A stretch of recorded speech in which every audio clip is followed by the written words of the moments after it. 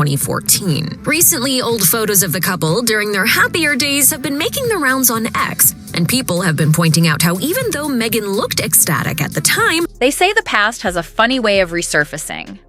Sometimes it's in the form of a forgotten photo, a name you haven't heard in years, or if you're Meghan Markle, it's your ex-husband's name suddenly popping up in headlines again. Because the truth is, long before Prince Harry, royal titles, or Netflix deals, Meghan was living a very different story. And it started on a Jamaican beach in 2011.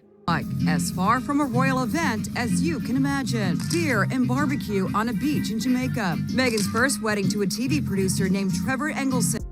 But now, more than a decade later, whispers are swirling of a tell-all, a resurfaced rumor about a pregnancy contract, and even unverified chatter of private remarks that could dismantle the fairy tale image she spent years building. Whether any of it's real or just expertly timed gossip, the effect is the same. People are looking at Meghan's past with fresh eyes, and they're asking questions she'd probably rather avoid. So, let's rewind. Markle, then 23, met her first husband, a film producer, again in the entertainment field, Trevor Engelson, and they had actually gotten married. Picture this. August 16th, 2011. Jamaica. Not a gilded palace, not Westminster Abbey, and definitely no crown jewels. Instead, sand between your toes, a barbecue pit smoking in the background, and a crowd that looked more like a destination bachelor party than a royal gathering. This was Meghan Markle's first wedding, to a Hollywood film producer named Trevor Engelson. At the time, Meghan was a working actress, still years away from becoming a household name. Trevor was an up-and-coming producer with a few indie credits to his name. Friends say the vibe was casual, fun, and free of all the rigid formality we now associate with Meghan's later life. But even back then, if you believe some of the guests, Meghan was particular about details.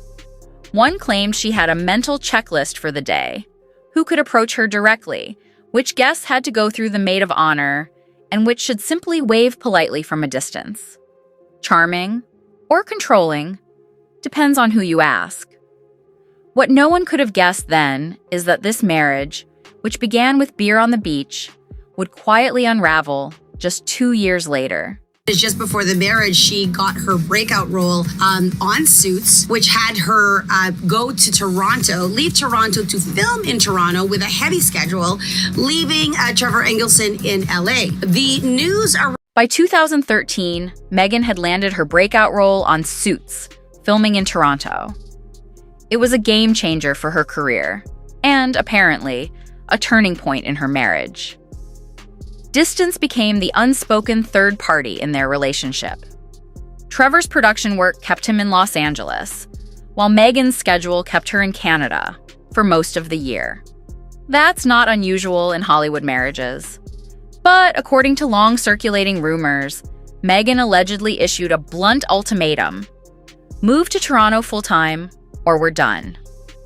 Whether that's fact or fiction, the marriage did end. The divorce was finalized in February 2014, with the legal filing citing irreconcilable differences. No messy public battle, no accusations in court, just a quiet exit. But it wasn't long before whispers started. One of the most persistent, the so-called pregnancy contract. According to a resurfaced tabloid claim, Meghan allegedly had a written agreement ensuring she'd receive certain comforts and luxuries if she and Trevor had a child. Nothing illegal about it, and nothing ever proven. But the story stuck because it painted her as someone who approached even personal matters, like a business negotiation. A lot. And someone else who I reckon has a photo of themselves on their lock screen is Meghan Markle, because she turned 44 and she received a gushing birthday message from no one else but herself, her own lifestyle brand. Fast forward to her post-Suits era, and Meghan's public persona had undergone a dramatic transformation.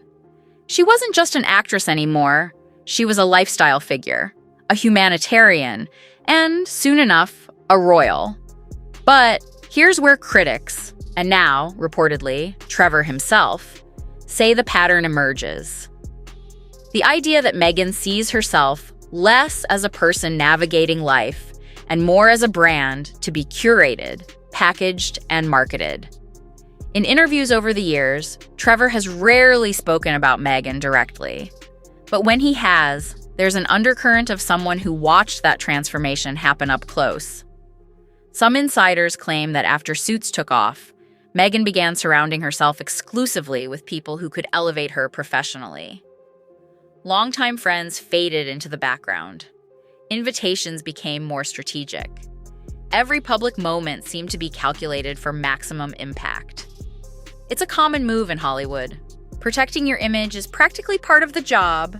But the question is, where's the line between ambition and calculation? Trevor Engelson, a film producer, but they split in August 2013. This is so awkward because in previous interviews, she has said she runs the As Ever social media herself. So happy birthday, Meghan, and I'm glad you're very excited for your own birthday. They should change the name of her company from As Ever to As If. In 2023, reports surfaced that Trevor had been approached to write a memoir or tell-all about his marriage to Meghan. Depending on who you believe, the offers ranged from respectable publishing houses to straight-up tabloid book deals. The prospect alone sent royal-watching corners of the internet into overdrive. What would he say? What would he reveal? Would there be photographs, emails, receipts? Trevor never confirmed any deal publicly, but he didn't exactly deny it either. And in an era where personal stories are lucrative, especially ones involving Meghan Markle, just the possibility of him speaking out is enough to make headlines. Now we get to the latest twist, the one lighting up gossip blogs and YouTube channels. Unverified claims began circulating online that on Meghan's 44th birthday, Trevor attended a private industry event and spoke candidly about their marriage. The alleged details range from calm observations about her ambition to pointed remarks about pre-planned exits and emotional detachment. The more sensational versions even claim he backed up his points with old messages and photographs. But here's the catch. There's no credible mainstream source confirming this happened. No reputable outlet has published footage. No one with first-hand access has gone on record. Which means we're in the murky territory of speculation, anonymous insider quotes, and content creators embellishing the gaps.